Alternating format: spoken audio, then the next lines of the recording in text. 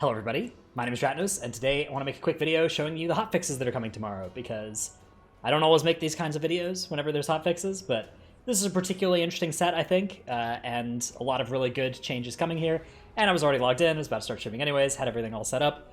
I figured I could get a nice quick video out there to get some easy clicks. So without further ado, let's go into the class and raid tuning that is coming out on Reset here. Which is, so there's some compensatory buffs here to Marksmanship and Windwalker, which they explain at the bottom as we nerfed them with our bug fixes, and because it was significant enough damage loss to cause potential disruption to balance, we're compensating those specs now, which I think it makes a lot of sense because those two specs were hit really hard with this set of nerfs. So the Marksmanship change is aim shot damage going up by 5%, and trick shot damage going up by 10%, so aim shot or rapid fire are going to ricochet for 55% of the damage rather than 50%. So moderate buff there that I don't think compensates for the entirety of the nerf, but does do some percentage of it.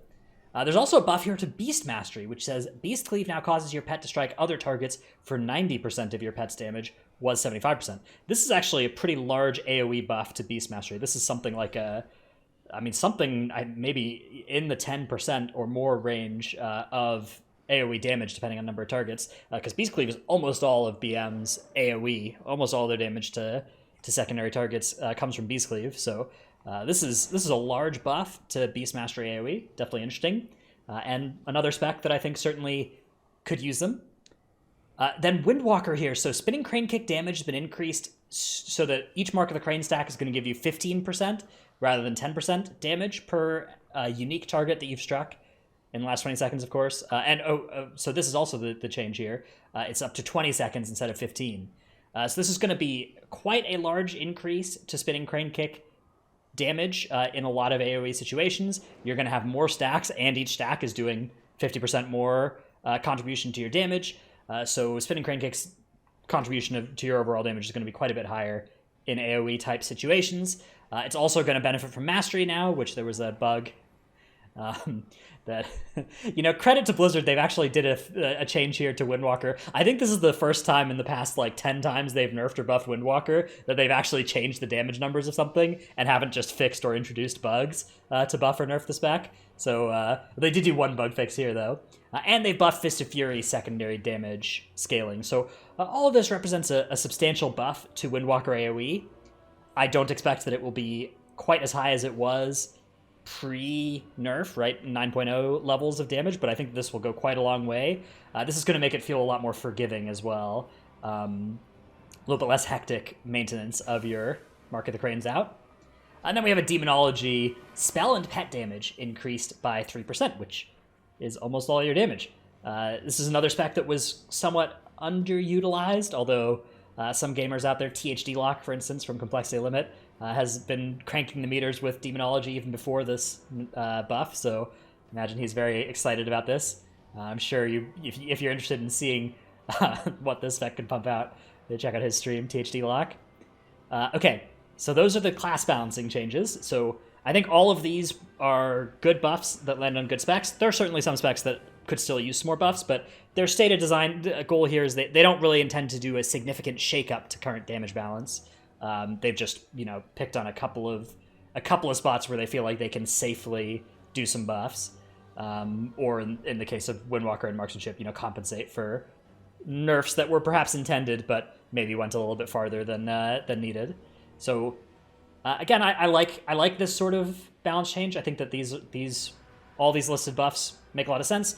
I don't like to criticize these for the absence of other buffs that I think would also be good, because I just think that frequent balance changes are a good thing to see, and I'm excited by that coming out of Blizzard. And so this, I think, is pretty good, pretty great.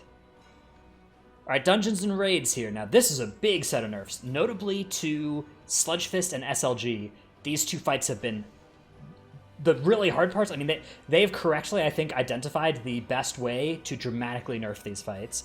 So if you're a guild that hasn't yet killed these bosses, and that maybe was even planning on stopping and not doing Stone Legion Generals, I I know of several guilds that have decided to not do that. In fact, I know of a guild that disbanded rather than start Stone Legion General's progression, which I do not blame anybody for doing. This fight is horrifically bad, but it has been nerfed to the point that now it should be a lot more bearable. I said that after the last nerfs, it's still pretty bad. I don't think it'll ever be a fight that I enjoy personally, but they could potentially... I think this nerf goes a long way, but let's not get ahead of ourselves. We'll start with Sludgefist here. Fractured Debris missile travel time has been increased to 2.5 from 1.5 seconds on Mythic difficulty. This is a huge nerf to one of the leading causes of wipes on Sludgefist progression, which is... it's the pillar soaks, right? The boss slams into the pillar, and on Mythic difficulty, that makes 4 big circles that need to be soaked by at least one person, and then each of those splits into 2 smaller circles that need to be soaked, and that is the travel time that's gone up here to 2.5 from 1.5 seconds, which is a huge increase in the amount of effective reaction time that you're going to have to soak these things. You know, the way people brain work, the way that reaction times work, you probably after seeing where the circles are, you probably only have like a couple tenths of a second to actually make a decision about where you're going to move and then get there on time with a 1.5 second time. And that has now gone up to, I mean, that effective amount of time, like once you've taken all those, the lag tax, the reaction time tax away from the 1.5 seconds, you don't have very much seconds left.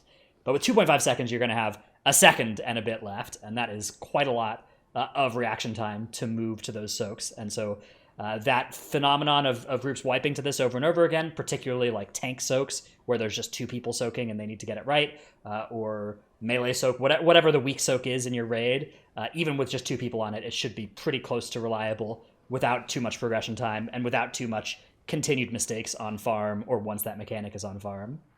The impact locations should now be more visible. I didn't have a problem with this, but I always appreciate visibility increases. I guess I could see how they were a little blended in sometimes. Destructive Stomp radius decrease here. Radius decreased to 16 yards from 20 yards. This is a huge area decrease in the Destructive Stomp as well. And this should make it a little bit less punishing to play melee, because not only do you have less far that you need to run away, you have a lot more space in that kind of band of where you can get to from the Stomp cast starting before it ends, right? A lot more of that space is free and is not in Destructive Stomp range, so it'll be a lot easier to spread. You could realistically have like 10 melee spread in that donut, that 4-yard radius donut, 16 yards away from the boss, and that is something that I think really will make it so that a group is no longer... Sludgefist was by far the most melee-unfriendly boss of the tier, and this change, I think, will go a long way towards minimizing that, making it a lot more feasible to play pretty much any amount of melee, not to mention the fact that now the ranged are farther away from where the Destructive Stomp is, so you're a little bit less likely to kind of be crowded out by them being close to the boss. And then the chain link allowable range has been increased, so accidental chain snaps have gotten slightly harder to do. A lot of the accidental chain snaps I think would still happen at a 14-yard range as compared to a 12-yard range. I often see them in cases where like it's pretty clear the 2 people were going a long way different, but this will give people a little bit more time for that, like, oh wait, we're going in different directions realization. So big nerfs to Sludgefist. I think that this is a huge hit to the parts of the fight that caused challenge that weren't the patchwork parts of the fight, right? The actual damage check, the actual tanky survivability check, the HPS checks have all remained unchanged, right? They've gotten a little bit easier to execute, right? You're losing less damage because these mechanics have gotten easier, and so that it does help like, a little bit with the patchwork fight, but I think these nerfs have done a great job of preserving the fun part of Sludgefist, which is not a challenge they had with Stone Legion Generals because there are no fun parts of Stone Legion Generals, so there's nothing that you need to try and preserve with your nerfs. Here they have targeted, I think, some of the most important parts of the fight for continued nerfs. The Volatile Stone Shell, this is the Mythic-only ads that drop during the intermission. This is a huge part of most wipes for, I think, most guilds on this fight, was this Absorb going off, because when it finishes its cast, everything you wipe almost invariably. So this going down to, or going up to a 5-second cast time instead of 4 seconds, that's going to give everybody an extra global into them, which, you know, for some people who immediately switch and have dumped 4 globals into these things, it's not a big change. But for those people who switch last second, right, or who switch late, it's actually a huge increase in the amount of globals they're going to get in, right? If somebody only was going to get 1 global into a 4-second cast, and now they're going to get 2 into a 5-second cast, that's a double damage they're dealing to these things, so a lot more wiggle room. And I think it's tough to imagine a way that Volatile Stone Shell will wipe a guild that could deal with the 4-second version most of the time. I don't think that they're really ever going to have problems with the 5-second version unless something is over in, really far away land casting. All right, Wicked Blast damage has been decreased. That's when the Wicked Blade hits somebody. It's the AoE that it pulses around. And then they've also nerfed the Bleed by about 10%. About's a weird word to see in here, but there it is nonetheless. 10% damage on that. So this is all of the bleed-based damage, and the Wicked Blade upfront damage have been reduced. This is actually a pretty sizable nerf as well, because these were often the culprits for what killed people during healing immunity. And so that being less of a thing is going to help that as well. Anima Orb duration increased to 20 seconds, was 15. This is the orb that you carry in the intermission and that you dunk to push the phase. This actually is a serious nerf as well to the fight. It'll make it a lot easier to coordinate that phase, and it'll make it a little bit less likely that somebody being targeted by a mechanic while they're holding an Anima Orb means they can no longer deposit it. Although I think in some cases that will still happen. They've reduced increased the duration of the infusion and the injection or infection. I think that's just the same as the Anima Orb. So I guess this means that it's going to last on the ground for 20 seconds, and it can last while being held for 20 seconds. Yeah, serious amounts of flexibility have been added for however you're dealing with those orbs, including a lot of guilds actually do leave them intentionally on the ground, and so they'll now have longer to do that.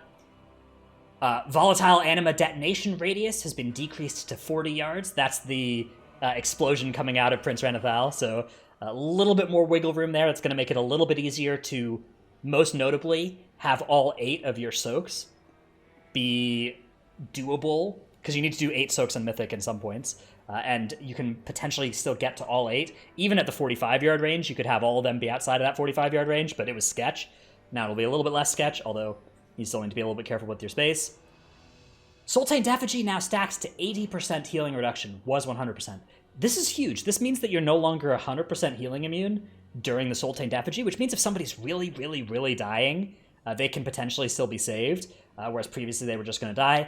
So you dump something like a Lay on Hands into somebody, and it will move their health bar, not by much, but potentially by enough to save a life, and so that's going to make it a little bit less punishing to be in that Sultain's Effigy, and that should be a little bit less lethal.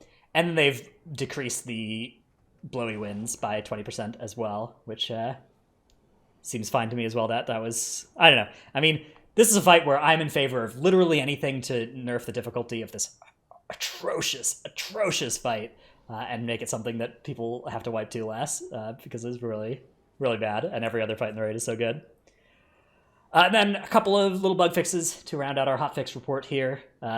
You can't mind control and throw stuff off the dungeon anymore to get count, so, that was something that was bound to get fixed. Then they fixed the Famished Tick getting stuck underground in Crixus the Voracious's room. This one actually wasn't a huge problem because it would just teleport to the boss when you killed it, although that was a problem on death affixes. Sometimes that would catch people by surprise, although I think this one might not have even done the on-death affixes, so... but it's still weird, obviously, the one that just always flies under the ground on that first pull in that room.